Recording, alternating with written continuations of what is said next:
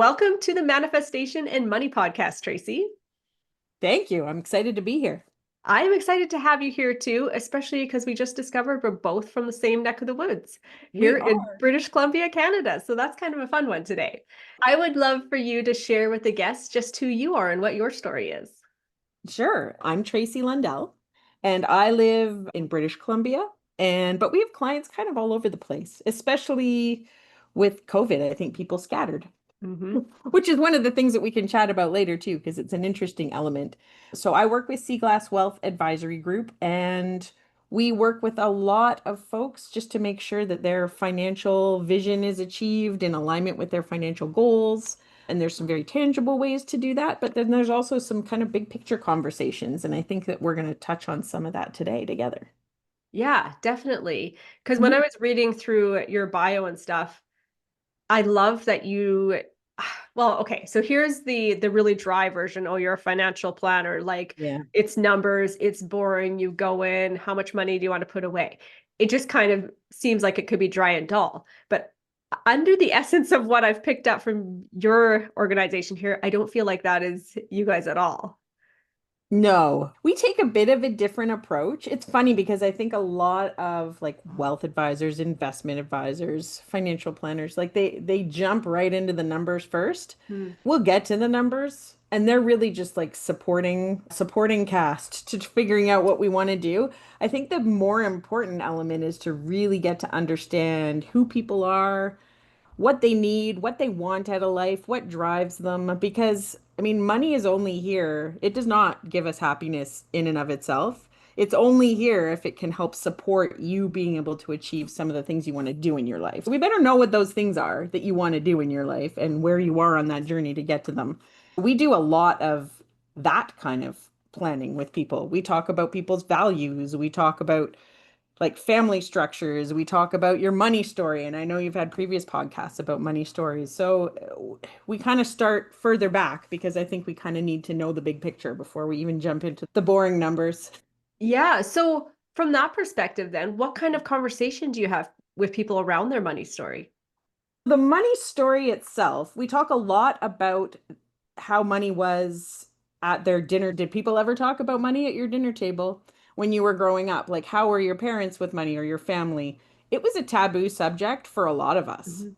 growing up. And I don't know that we talk about it a lot. And maybe that's just because of like societal norms of no, you don't talk to people about money, or maybe it's a cultural thing, or maybe it's just our parents didn't have the financial knowledge or literacy to have those conversations with us, so it was just not talked about. Mhm. And I think that, and then some people are like right on it. We've been talking about financial goals. We were saving our allowance in like different mason jars for different Yeah. purposes. And like there's all sorts of cool things you actually find out too.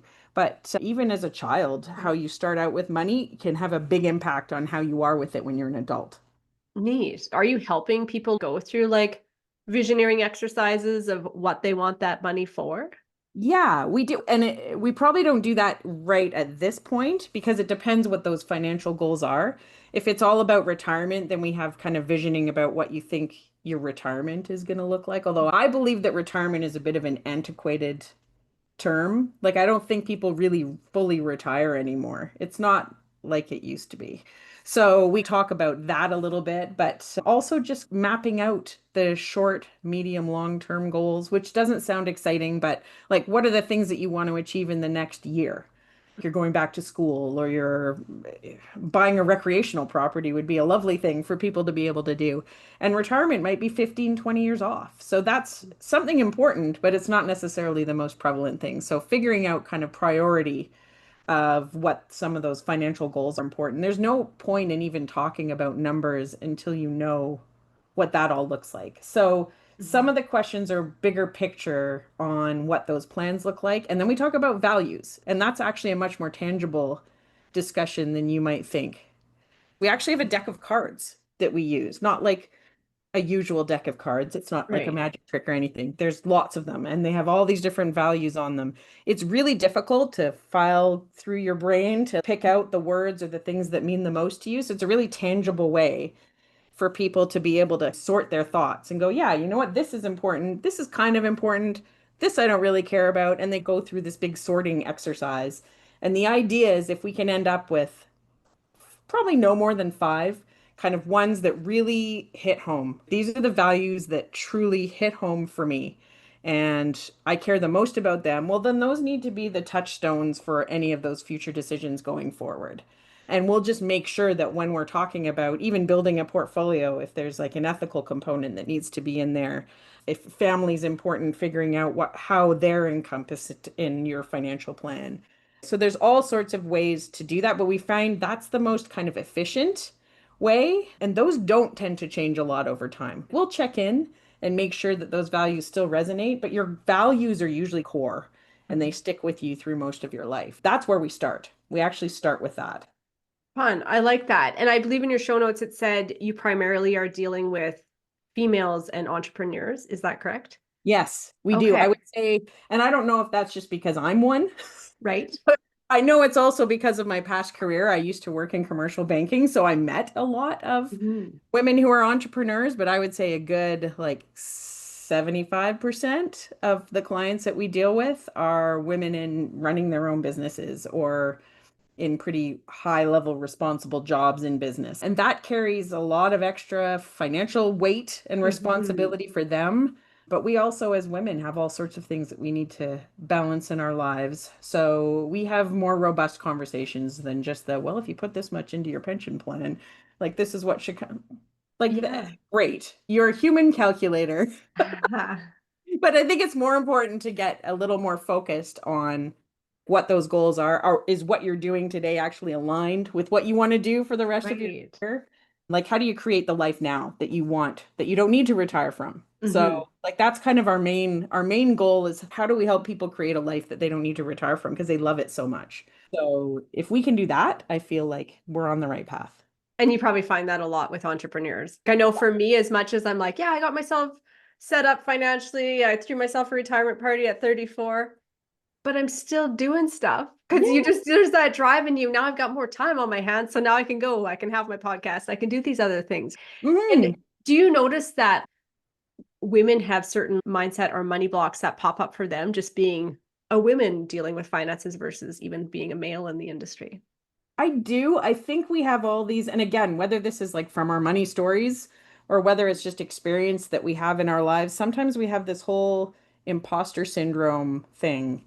Like, I have to work harder than other people to earn my money, or I don't feel confident enough in myself to either ask for a larger number in a contract if you're a business owner, or if you're an employee, ask for the salary that you feel you deserve and your counterparts are probably getting. That would Mhm. be the other part too, right? So I Right, think we can get in our own way a little bit. Not a little bit, actually, often. I right. think we can get in our own way. So it's really important to see where that sits and where people's comfort level is with that. And once you can get rid of some of those self-imposed barriers, I find that people can just like surge ahead. And it feels pretty liberating for Yeah. people. Hmm. Yeah, definitely. And speaking of liberating, let's switch the conversation a little bit here to manifestation. Because I know you Sure. said that's only come into your life in the last decade or so where you've learned about Hmm. manifestation and applied some techniques in your life. So can you share a little Yes. bit about that journey for yourself with us? I can. So it's interesting because I've known about it. It's not like it's a was a totally foreign concept. I didn't really see how it was applying, or I didn't implement it in my own life really. And then over the last like decade, I've had some coaching experiences, which have been huge, some like peer mentorship experiences, which have been amazing, and just some great conversations with women in my network. And I think those are the things that open my mind to the manifestation piece. And how I feel about manifestation is it is that whole act of removing those barriers and just envisioning what it should and could be.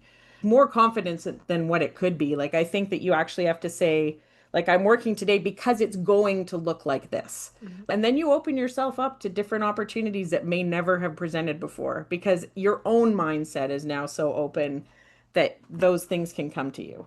Mhm. And so, on a personal level, it was a very tangible conversation that I remember that kind of brought me around to that. And it was just a friend of mine who also coaches, but we know each other in a friendly way, who said, okay, I know you've got a tough week coming up ahead. There's all these things that are coming, important meetings, important people you want to meet, conversations that need to happen. We're here next week. Tell me how it went. And I'm like, what? What are you talking about? And she's like, no, tell me how all those meetings went. And so I'm like, well, this went really well. And then I went through the whole week to come as if it had already happened. And all of those things happened. They Mhm. happened that way because I'd already thought about the positive outcomes that should happen from those events because I thought about it in advance. And I think that that was huge. And really, I was just putting it out there in the world Mhm. that this is how I wanted it to go. And I threw in a couple extra things too that I hadn't even thought of. I'm like, you know what would make this week really great is if this and this happened too. And steps towards those things also started, which I think it's just opening ourselves up to being able to receive those kinds of opportunities because we get in our own way. Yeah, we definitely get in our own way. And Yeah. that's such a fun little exercise that you just shared there. Because what's the harm in that? You're creating the Hmm. situation the way you want it in your mind, and in your Yep. case, articulating it, which can sometimes be even more powerful, and Hmm. just seeing how it plays out. Worst case, it doesn't play out that way, right? But I if you can know. check a bunch of the boxes, wouldn't that be nice? It would and was. And was, So, yeah. I mean, it doesn't always turn out exactly the same way, but I think if you go into it with that positive mindset, then lots of good things can happen. It Mhm. feels like then you are using that compass and your view on that a little bit in the business that you have. We're going from this essence of like, what do you really want to create for your Mhm. life? And you're helping them come up with that big vision. And then you can figure out the money piece of it. Well, that's just math. Mhm. That's easy. That's actually the least important part of it. Yeah. That's just the math part. So I think it's figuring out instead of thinking, what could be possible, it's like, okay, how do we make it possible? So it's different because there's action behind it and intention behind it. And I think that's the difference maker. Yeah. I just have a note here to myself because in your show notes, you coined the term master planifesting. Which I I was did. just so intrigued and like, oh, I love this already. Well, it's funny because like people do all these masterminds and people do all these like master planning events, and I'm like, it's a little more than that. I think it needs to be like a combination of all of these things, and that's where the term master planifesting came into play. I'm like, yes, we need a master plan, we need a roadmap, but more than that, we need to set ourselves up internally to be able to achieve those things. So it's just a teeny bit more than just a master plan. It's just adding a little bit of manifestation in the mix as well. Oh, Yeah, so that's that's where that fascinating. came from. I saw it and I totally am like, no, I'm reading this right. Master Planifesting, which Master planifesting, not a real word, just in yeah, the Tracy dictionary. that's so fun. Do you think your approach to conversations about money has shifted over the years? That's an interesting element. So even when I was working because I worked for a big Canadian bank, and even through that, I grew up in an entrepreneurial household. So I kind of always thought of myself as just applying for the next contract or opportunity all the way through my career, even though I was working for probably multiple levels of management beyond that. I always thought about that next job interview as me interviewing them as much as they were interviewing me, which I guess is a bit of a confidence thing, but also just that's just how I was brought up. Yeah, here's all the things I bring to the table, and here's why I think this job is a perfect fit. But at the same time, I think it's also making sure that it actually served me moving forward as well. So I had that weird entrepreneurial mindset even as an employee. But now it's just, I was always kind of told that I do things differently. Like, oh, we don't do things that way. And I'm like, okay, great. I don't want to do things the way everybody else does things. So, I mean, certain elements, obviously, we all have to follow a certain path and protocol and licensing, and those things obviously have to be consistent. But the how you do things doesn't. And I think that different people respond to different methods. So not everybody wants to do a deep dive into planning and figuring out what makes them tick and what they want. And some people are like, hey, Tracy, will you just manage my money? I'm like, no, actually. Because that won't be comfortable for you, because I'm going to ask you all sorts of questions that might give you discomfort. And if you're not ready for that, then I'm not the right fit. But there's going to be other people who would be more than happy to just manage your investments for you. but we've always done things a little differently. And I have my whole career. It's just now I actually have the autonomy to kind of take it up to the next level. I really love the clients I work with. Like there is caring there. It's Hmm. not just like a business transaction. And that's the thing that I think makes a big difference, probably for them and for me. I Yeah. think it's just very fulfilling. Yeah, absolutely. Like I know for myself from the financial planner that I went to for years, it was exactly that. It was a sense of I was just a person. The conversation was directed to both me and my husband, where prior to that, the conversation would have only just been directed to my husband at different financial planners that we had used Mhm. previous.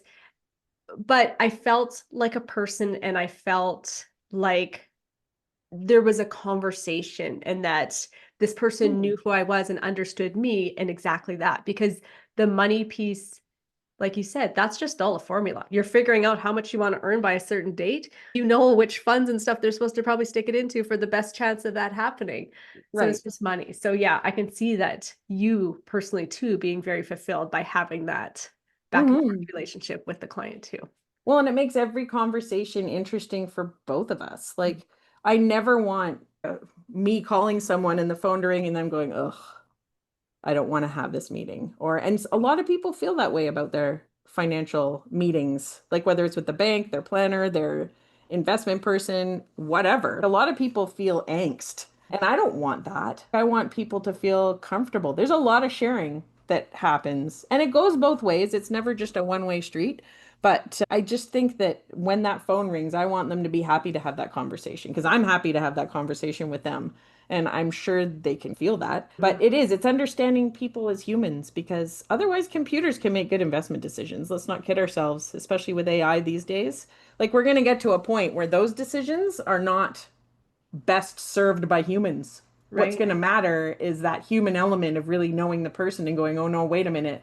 This is not the right choice because of this, this, and this, because I know this person. I know what their values are. Yeah. I know what they want to achieve. That's the element that I hope and I don't think that AI will be able to reproduce for a very long time, anyways. Hopefully Yeah. not in my lifetime. Yeah. No Yeah. kidding. Because we Hmm. always need that human element at the end. Yeah. Like that's a That's, scary thought to think that that I could just know. vanish. Okay, put that scary thought aside for a minute. Yeah. I just thought of something fun and Okay. I didn't, this is just coming to me now, so let me know if you're on Uh-oh. board. I want to kind of play with your visioneering question that your friend had proposed to you before. So let's Okay. say, hey, Tracey, it's the end of 2025. Okay. I want you to share with the listeners what amazing things have played out in your life. Oh my goodness. And then I want you to go back at the end of 2025 and I want you to listen to this again and Yeah. see what you said is going to come true to you Okay. and then see how it plays Cool. out. So Oh this my is goodness. just, That's the thing. There's accountability here too, right? that's Like right. when you put it out there, there's an Yeah. accountability piece in there too. I mean, on a personal level, I got engaged earlier this year, so I Ooh, would love to get married yeah. at some point by the end of this year, but that's on the Okay. personal side. On the business side of things, there's all sorts of new relationships that are just percolating that I think are going to be great partnerships. So I see those being really effective because we're super aligned when it comes to values and how we want to serve clients, but we come at it from a different perspective. And I think those are the best kind of partners to have. That relationship, multiple actually relationships, those are going to flourish. Those are going to be that kind of next level thing. And some of the areas that I've been wanting to focus on are on the whole thought leadership side of things. And only recently, like this whole podcast world is relatively new to me. So I've done a few by the end of this year. That would be Okay. cool. All right. I would like to experience that a little bit more. And my team has grown. It's December 2025, and That's I right. have more advice. We actually, as an aside, I'm pretty lucky. We get a lot of advisors going, I like how you guys do things. I'd like to be a part of that.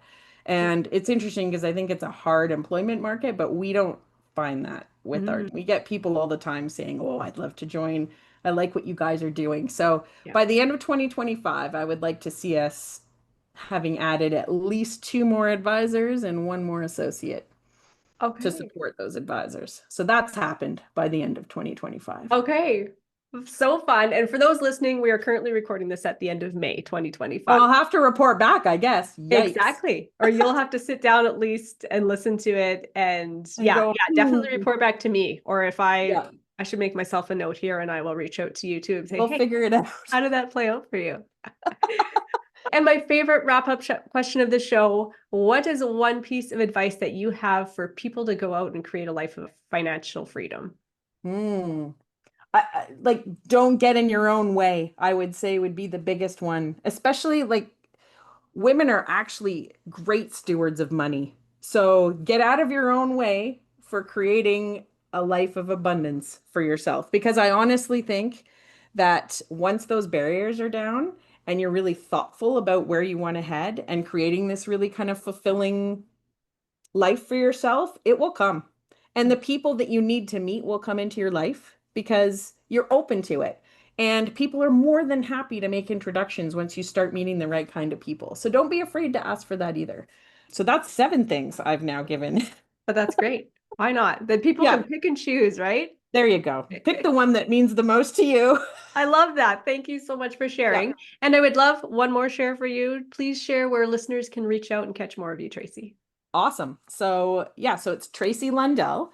And I have a website, and our Facebook page is quite active as well, and on LinkedIn. So it's seaglasswealth.com. So sea glass, like the treasures you find on the beach, and that's where the name came from when both my partner and I were little girls. Our parents would take us out. So seaglasswealth.com is the website, and on LinkedIn and on Facebook as well. So, Okay. Awesome. Well, thank you mhm. so much for joining me on the show today and having this conversation. Thank you for the opportunity. It was really fun. Great.